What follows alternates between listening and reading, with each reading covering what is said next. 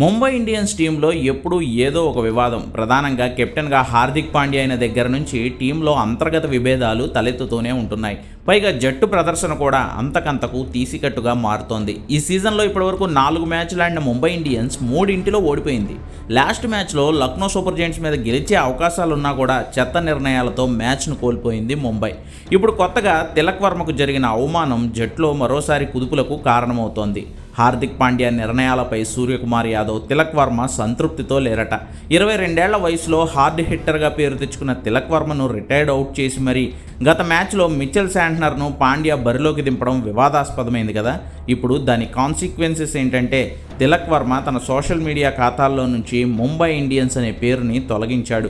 ఇంతకుముందు India Mumbai Indians అని ఉండేది, కానీ ఇప్పుడు కేవలం అథ్లెట్ స్పోర్ట్స్ పర్సన్ అని మాత్రమే బయోలో రాసి ఉంది.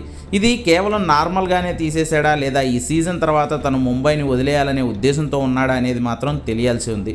వాస్తవానికి తిలక్కు ఈ రేంజ్లో పాపులారిటీ రావడానికి వేదిక కల్పించింది ముంబై ఇండియన్స్ జట్టే.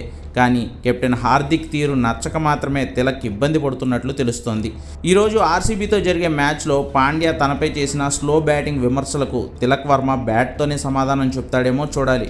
మొత్తంగా రోహిత్ను కెప్టెన్గా తప్పించి పాండ్యాను కెప్టెన్గా చేసిన విధానం ముంబైని కుదిపేస్తే ఇప్పుడు తిలక్ వర్మ ఇష్యూ మరోసారి ఎంఐ ఫ్యాన్స్ను, డ్రెస్సింగ్ రూమ్ను కలవరపెడుతోంది.